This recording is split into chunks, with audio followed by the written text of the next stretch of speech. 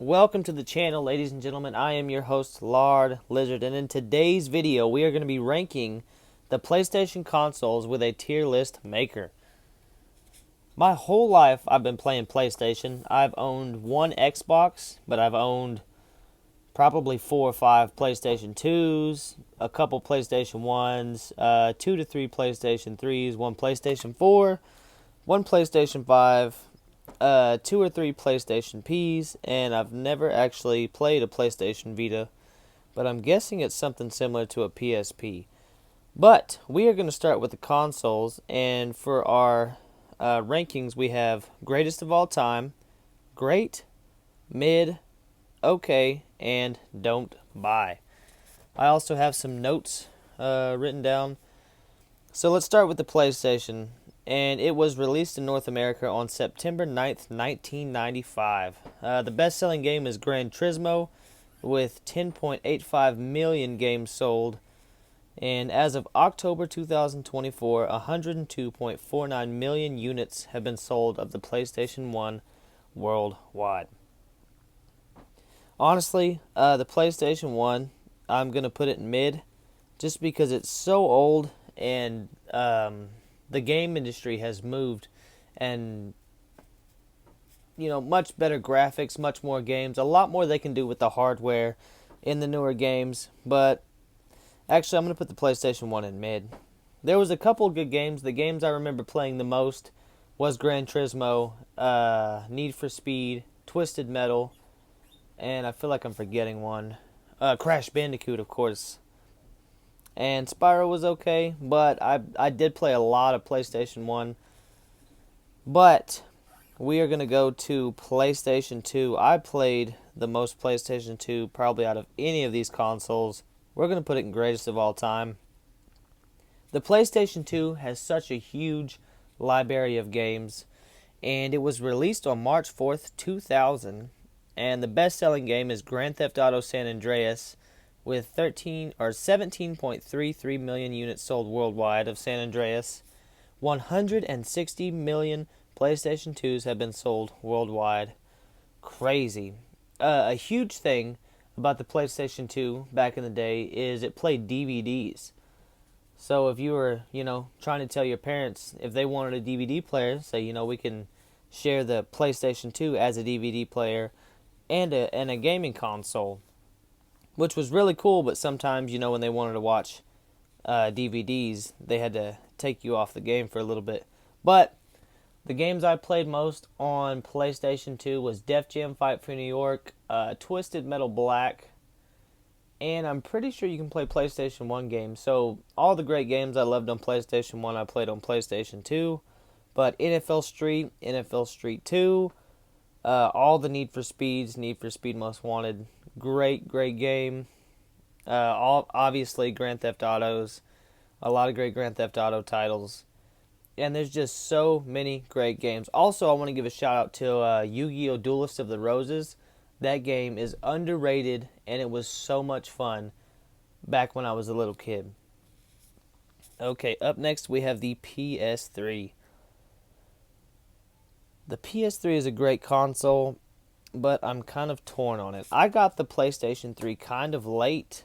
I'm going to put the PlayStation 3 in great. And the PlayStation 3 was released on November 11th, 2006. The best-selling game is Grand Theft Auto 5. And it says about 87.4 million units have been sold worldwide of the PlayStation 3. PlayStation 3 was a great console. I know that the leap from PlayStation 2 to PlayStation 3, they were trying to push better graphics and, trying to update all that stuff. And, that was fine. But if the game is not any fun, then you really can't sell the game, in my opinion. Like, if it's all about graphics, I'm not trying to watch a movie, I'm trying to play a game. But the games I played the most on the PlayStation 3 were obviously Call of Duty World at War, Call of Duty Black Ops 1, Call of Duty Black Ops 2. Need for Speed Pro Street is one of the most underrated games ever. I played that game so much. I had 30 or 40 cars, so many different variants. Need for Speed Carbon was pretty good.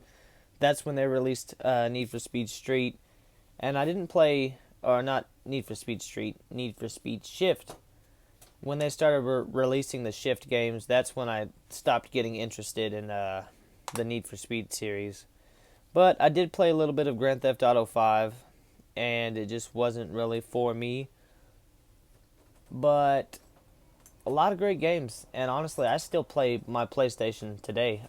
Today I was playing Call of Duty Black Ops 2 Zombies. I was playing Mob of the Dead today, and it's still a great console. Let's move on to the PlayStation 4. The PlayStation 4. We're going to go ahead and put the PlayStation 4 in greatest of all time. I think it's a little bit above the PlayStation 3 for some reason. And let's just go over the numbers real quick. Okay, released on the 15th of November 2013, Grand Theft Auto 5 is the best-selling game again, and the PlayStation 4 has sold roughly 117.2 million units worldwide. Again, I got the PlayStation 4 late, and I remember when I got it, they just released the new Gran Turismo at the time. I'm not sure even the name. It was Gran Turismo. I think that's the name. Is just Gran Turismo, and it had like the red case. And I got the steel box case, and I played a bunch of Call of Duties on there. I wasn't a big campaign player on Call of Duties, but I did play Advanced Warfare, Infinite Warfare, Call of Duty Black Ops 3. I played a lot of The Crew, the very first Crew game. That game was awesome. A bunch of Dark Souls 1, Dark Souls 2, Dark Souls 3, and then Bloodborne, and then when Elden Ring came out, and there's just a bunch of great games. Also, Red Dead Redemption. I was much more of a Red Dead Redemption player than I was a Grand Theft Auto player, and Red Dead Redemption 2 is a great game. But yeah, it's really just one of the best consoles you can get. Like, a lot of great games. Pretty good graphics, and I still have mine to this day. I boot it up sometimes and play the complete edition of Bloodborne, or I have other games saved on there to save storage on the PlayStation 5. Speaking of the PlayStation 5, the PlayStation 5 was released on November 12th, 2020. Best-selling game is Marvel's Spider-Man 2, probably because it sold with the console. So if you bought the console, you got the Marvel Spider-Man 2. I actually threw away my little sheet that had the game on it. I was not going to play. I'm not a big Spider-Man fan. I was not going to play that. But Sony has sold about 61.7 million PlayStation 5 consoles. And we are going to put the PlayStation 5, we're going to put it at great. I think it is a little bit of an upgrade to the PlayStation 4, but the biggest thing going for the PlayStation 5 is that you can actually play PlayStation 4 games on it. If you couldn't do that, the PlayStation 5 would be mid, or maybe even okay. But since you can play all of your PlayStation 4 games on your PlayStation 5, and honestly, I'm a disc player. Like, I don't buy too many games on the internet and downloaded it. I would much rather have a disc, just in case, my PlayStation gets thrown in a river or some random shit. But the PlayStation 5, it runs smooth. The graphics look great. I honestly play a lot more PlayStation 4 games on it than I do a PlayStation 5. It is great, and I do enjoy having it. I don't think it's the greatest of all time. I think that the PlayStation 2 and the PlayStation 4 are just a notch above. When it comes to the PlayStation 2, it's not that the PlayStation 2 has better hardware or this or that. It has such a huge library of games, and the games that they were making back when the PlayStation 2 was out, they had so much creative freedom, and there's really nothing like it. But the PlayStation 5 is a great console, and if anybody asks me if they should get it, if you have friends on the PlayStation 5, I would go ahead and get it if you're an online player. I'm actually an offline player, and I think it's just fine. It suits, my needs just fine. I play a bunch of Call of Duties and, like I said, Bloodborne, Need for Speed, stuff like that. It's a great console. And the PS Vita, I've never actually played. So I'm going to put it in mid just because I've never actually played it. It looks really cool. And I do think I'm missing out a little bit because I haven't played it. But let's go over the numbers. The PS Vita was released on December 17th, 2011. Best-selling game is Call of Duty Black Ops Declassified. Sounds like a really cool game. The PS Vita has sold around 15 to 16 million. Not bad for a little handheld, gaming console. When it comes to little handheld gaming consoles, I did have a PSP. I actually had a couple of PSPs. We'll go over that in just a minute. But the Nintendo DS probably ruled the little handheld markets, and probably the Switch is ruling the markets today. I had a Nintendo DS back in the day. A little Mario DS. It was all red and it had a white M like on Mario's hat.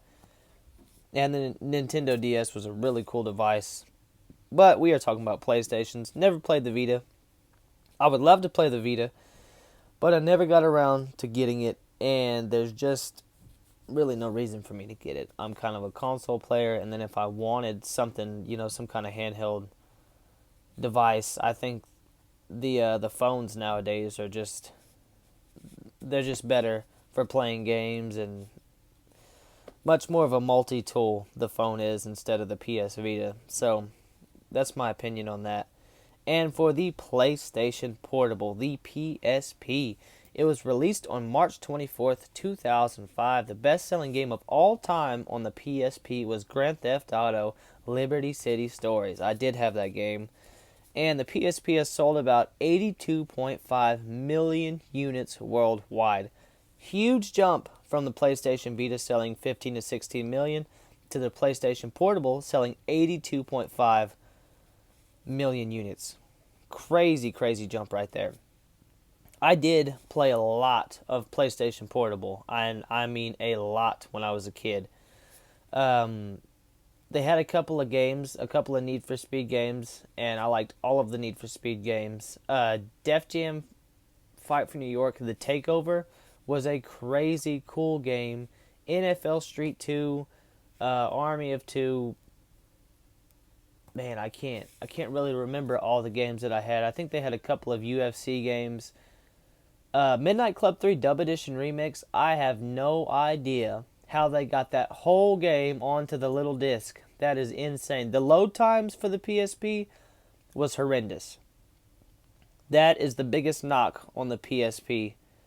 But for a handheld game, it was much edgier than the Nintendo DS. You could connect to the internet, and there was a bunch of stuff you could do with music, and it was really, really cool. And now it is time to place it somewhere. Honestly, I don't feel like I can put it in great. It's extremely outdated now. Honestly, though, there's still a bunch of great games. I'm going to put it in mid just because I don't feel like I could put it in great. And obviously, the PS Vita is an updated version, I'm guessing, of the PSP. I've never actually played the Vita. But the PSP was a hell of a handheld device. And if you played all of those old games and you have the money laying around, I would say, hey, go ahead and buy it. It's fun. There's a lot of fun games on there. Some games have crazy long load times, like Midnight Club 3 Dub Edition Remix. And I'm sure Grand Theft Auto has a little bit of a load time to it. But let's go over this list. So at greatest of all time, we have the PlayStation 2 and the PlayStation 4. I completely agree. Like, those consoles are huge. Not too many, faults on those consoles. Great games, and for the era that they came out in, they were just huge. Great PlayStation 3 and the PlayStation 5. I think that's very fair, because I don't think I would put the PlayStation 3 in greatest of all time, and I do think that the PlayStation 5 is kind of just a updated PlayStation 4 with not as much coming out as the PlayStation 4 did back when it was in its prime. But again, the PlayStation 5 is a great console. and I would recommend it to anybody looking into consoles. Mid, we have the handhelds. I think that's fair. It's kind of hard to put the handhelds in greatest of all time. Maybe the PSP could go into great just because, the time era when it was released and all the games that came out with it, it really was a great little handheld. But, and that's the hard thing about judging these things. Are you judging it in 2024 or are you judging it in 2005 when the PlayStation Portable came out? Kind of both. We're kind of judging it on both. Like, it was great back then. It's kind of outdated now, so we're going to kind of put it in the middle. The PlayStation 1 is fine and okay. I wouldn't say don't buy it. I mean, the PlayStation 1 has a bunch of great games, and honestly, if I fired up a PlayStation 1 right now, I'm sure I could find a lot of games that I didn't know I played as a little kid. But there's just tons and tons of games. And honestly, if you were looking into buying a PlayStation 1, you should just buy a PlayStation 2 and then get your PlayStation 1 games and play it on the PlayStation 2, which is another reason why the PlayStation 2 is in the GOAT category. Honestly, I'm a PlayStation lover. I've been playing PlayStation my whole life. I'm probably going to keep playing PlayStation, and I'm confident with this list. Let me know what you guys think down in the comments. I'm Lard Lizard, and I'm out of here. Peace.